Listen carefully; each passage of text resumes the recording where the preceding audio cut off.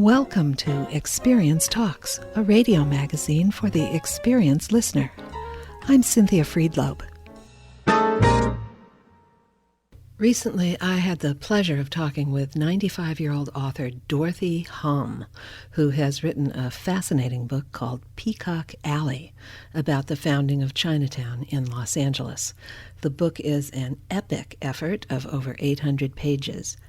It covers the years 1904, the year of the dragon, she notes, to 1939, the year of the rabbit.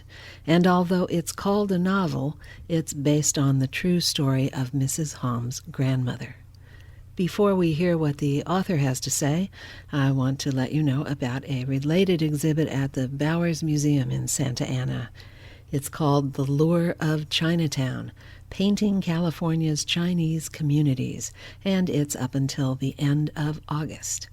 After you listen to the show, you will probably be inspired to check it out. You can buy Peacock Alley in the museum's gift shop and online at www.peacockalleybook.com. There are links and more information on our Experience Talks website. Now let's listen to the interview. I began by asking Mrs. Hom what prompted her to write her book. I wrote the book because I wanted a history that my progeny could go to and find out who they are, where they came from, why they are where they are. And that was the reason that I wrote the book.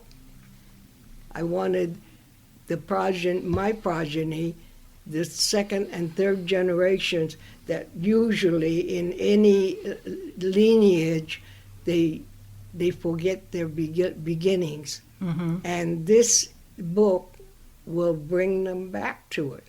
Yes, it will. Everything in it is true. It was not written for pleasure. It was their history of who they are and where they came from and why, and who they actually owe a gift of gratitude for the people that went through the dangers so that they can enter and be American citizens with the easy, just say, I was born here. Mm-hmm. Mm-hmm. And I'm just the person that walks up to all these little kids who take for granted that they just were born here. They have the right to be American. No, you don't have any rights. You were given the right. And I don't let any of the kids walk off from my presence without getting their ears burned. Everybody who walks the face of the earth owes something to a lot of people ahead of them. Mm-hmm. And you know, if you don't have that humbleness of recognizing that you are not the genius, it's the people that went ahead of you. Let's talk a little bit about the book itself, because this is a history of the founding of Chinatown in Los Angeles, but it's really the story of one family and one woman in particular. Right. Do you want to talk about that woman? Yes, that was Grandma Leah. She's my grandmother, and she is the reason that I am instilled with history. She, and don't be shocked, I mean, she was an opium smoker when she came from China. And when she landed in San Francisco, the medical doctors that examined her gave her the right to have medicinal portions of opium because she was too old to break the habit, and that it was not good for her to be in shock from the lack of it. Mm-hmm. Because actually every new visitor to the United States from China is petrified with fear, because they've never been close to Americans or white people. And so the doctors saw that, and they gave her the portion that she should have. Well, to make a long story short, the dollar steamship line of ships that run from China to the United States were filled with cooks and laundry people that are working on the ship. And so not only did she get the portion of opium for health, she was able to get the supply more than she needed. And that was the beginning of my grandmother's rise to power. Your grandmother became a drug dealer. You would say that. However, it was a political, right, or gift to handle it. And she saw to it that the right people who needed it got it. And that there was going to be no usage of sales of the opium. As far as she was concerned, she was not going to use that for political power. And she never did. But Grandma Leah was a very, very terrific, far-sighted woman, way ahead of her time. She was, and that was one of the things I wanted to ask you was, she was so powerful. She became so powerful within the community. Yes. And that had to be an aberration. That would be very unusual for a woman to have that kind of power. Well, she didn't start to be that way. She came as a wife. Right. And when she came, she was a little mousy, obedient wife. And then she decided. Then when she saw what she had, a husband that had no backbone. He was passive. The white man was the boss. We did what he said, and she says, "Why?" She says, "We have a right to live here," and so for about the first 2 years that she was crawling out of her shell and taking on power because nobody else would take it. She was the organizer for the community. One of the things that I noticed that was so interesting about your book is that you had themes running through it that still resonate today, issues that are still we're dealing with today, issues of racial discrimination and women's rights and personal issues of drug addiction and physical abuse, all kinds of things. But the one thing that really stood out was the importance of the family. Can you talk a little bit about how the Chinese view the importance of the family? The Chinese people say that a country looks to the families for the power of strength. You're a unit of one, but you're a bigger family when you are multiplied into the country, China. And that is what is expected of the woman. In fact, a Chinese wife was called a pillow general. That's a great term. It tells you everything. And that's exactly what it was. Let's talk a little bit about Chinatown itself. The original Chinatown was right around Alameda Street. Now, that's the Los Angeles. The Los Angeles Chinatown, right. It was on Alameda Street between the two streets of Appa Plaza and Marchesal. And those two streets that were about, I guess, 3.5 blocks long. There's a dirt road that was an entrance for the slaughterhouse and for the, I don't know if you remember, it's called the Jewel Junk Company, that was picked up rubbish and garbage and all that for the city of Los Angeles. We're all down the back of the end of the dirt road, which is the end of Chinatown. It was called Stinky Street. But living in Chinatown in the very beginning was very, very frugal. And it was a dirt road, unpaved, 2 streets like that. And it housed every single Chinese person that came from China. It was dark. It had no street lights. They had at the beginning of the street and at the end, they had these not oil, but it was the light was green and yellow. Mm-hmm. Chinatown was at night.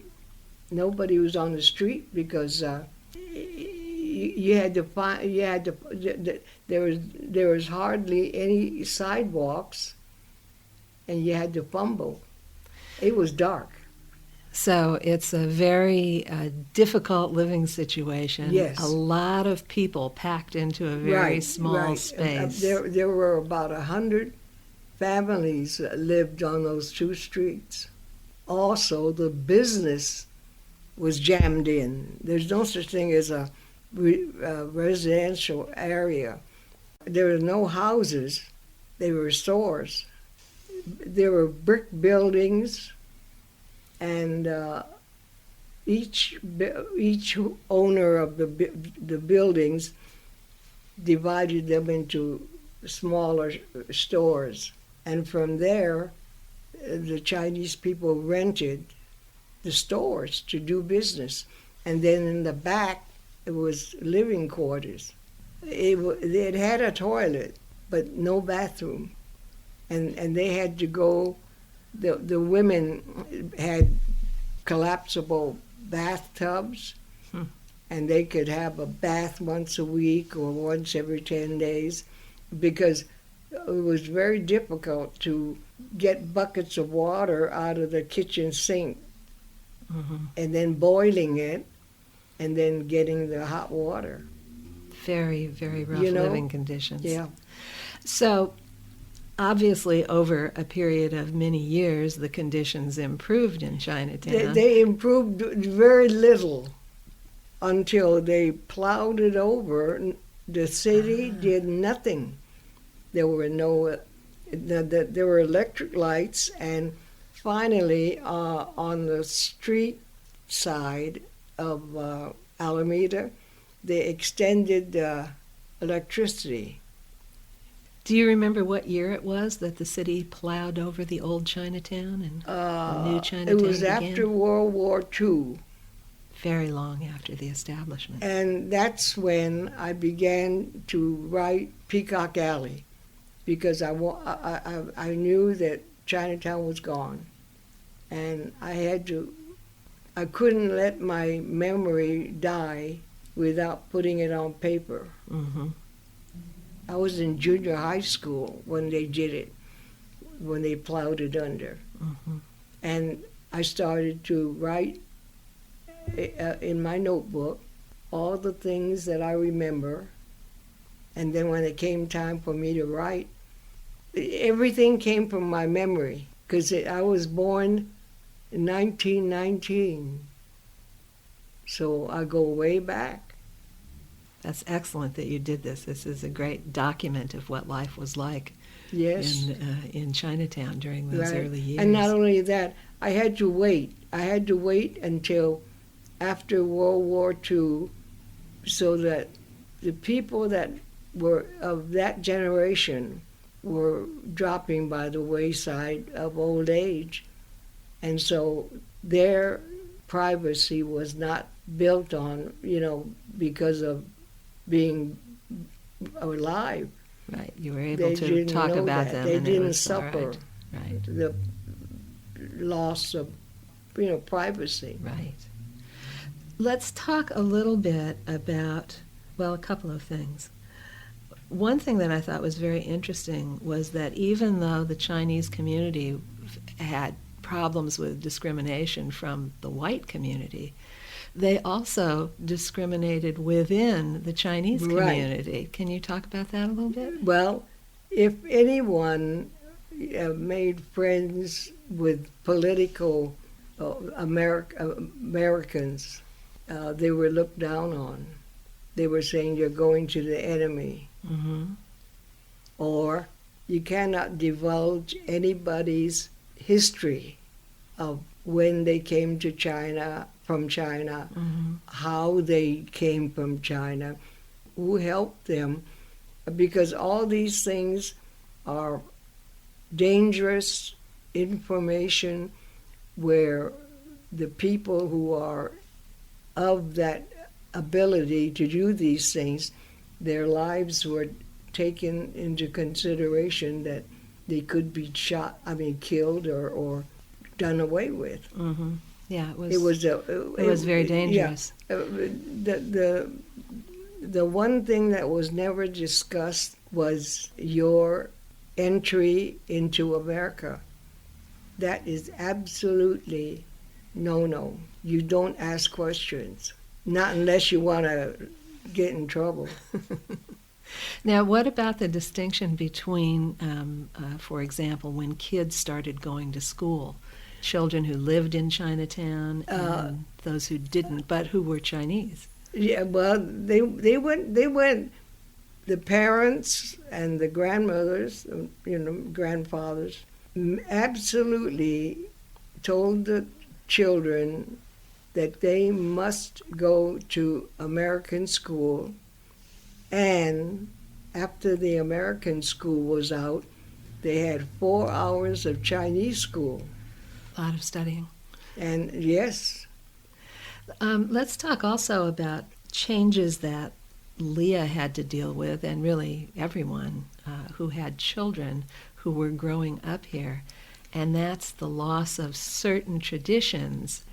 When Leah finally came, all her children were born in the United States. My uncles and aunts were, my mother, they were all American citizens. Mm-hmm.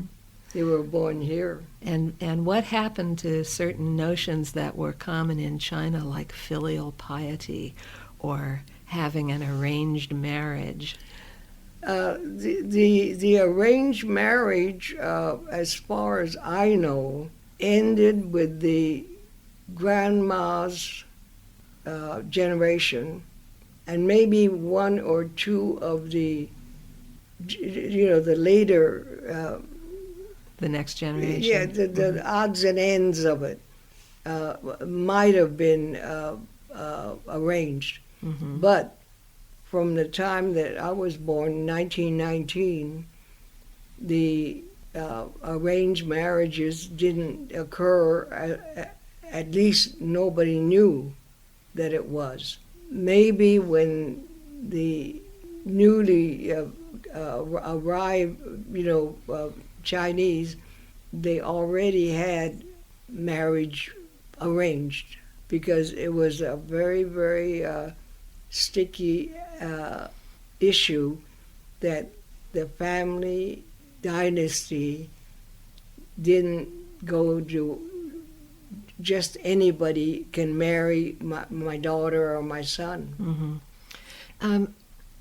The most dramatic part of your book, I think, comes near the end with the rise of the Tongs and the Tongs? feud. Do you want to talk about the Tongs a little bit? Yeah, the Tongs were not...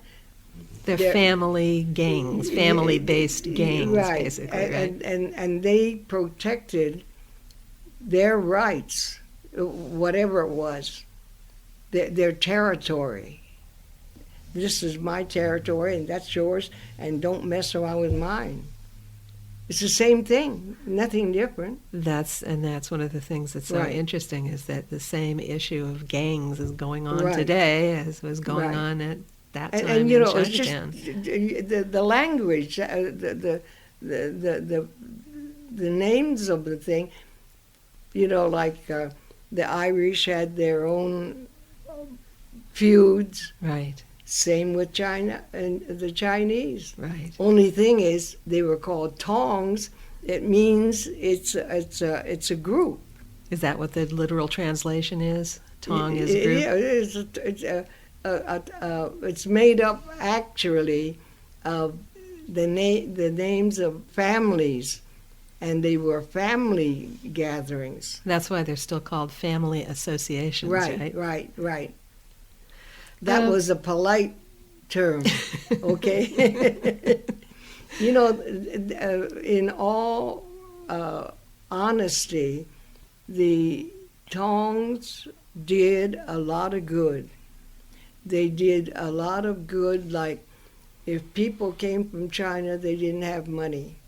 Well, if you were a Li, you didn't have to worry. You go to the house of Li, or the house of HOM, or the house of Wong, and all you had to do was to say, I am the son of whoever it is, and immediately, because you gave the name, You could get help. You were in. Mm-hmm.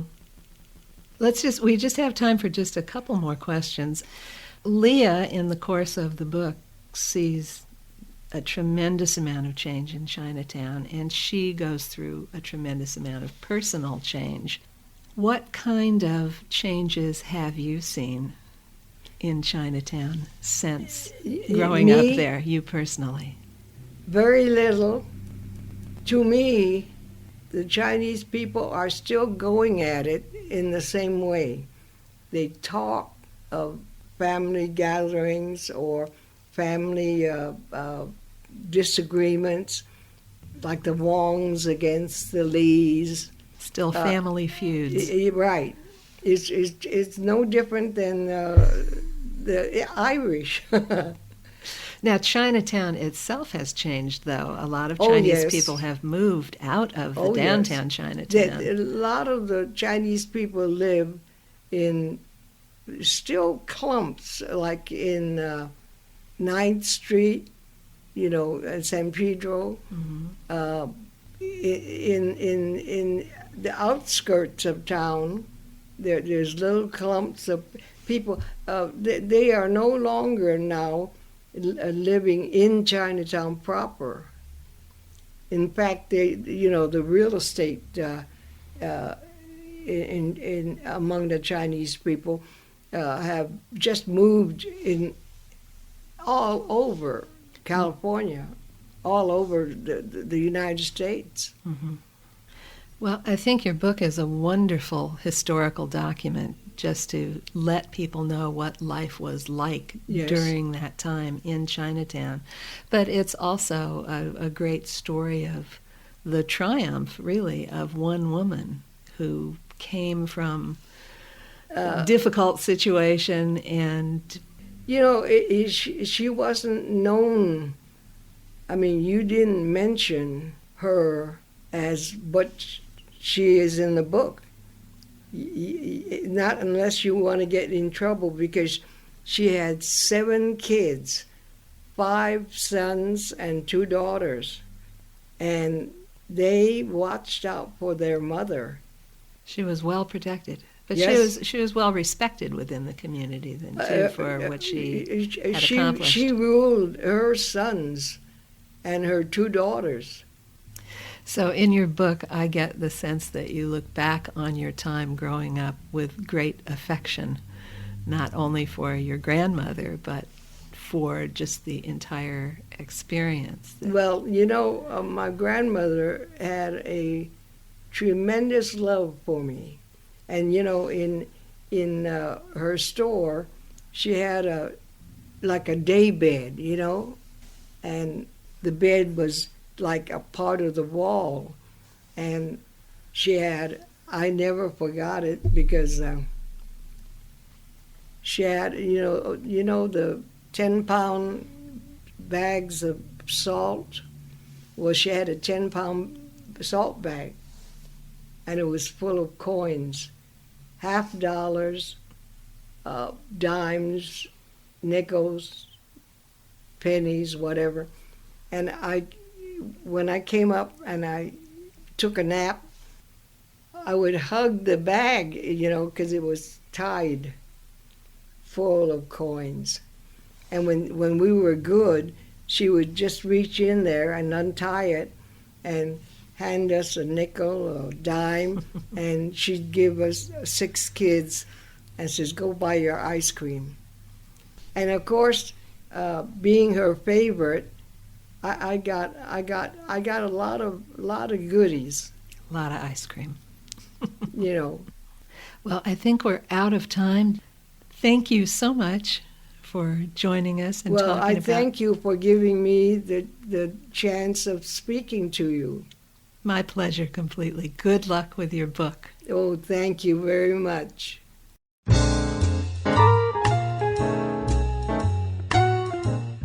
And that's our show. To find out more about any of our guests, go to the experiencetalks.org website. Experience Talks was produced by John Semper Jr. and me, Cynthia Friedloeb, for the nonprofit Engage. Thanks to Engage founder and executive director Tim Carpenter for making this possible. And thank you for listening.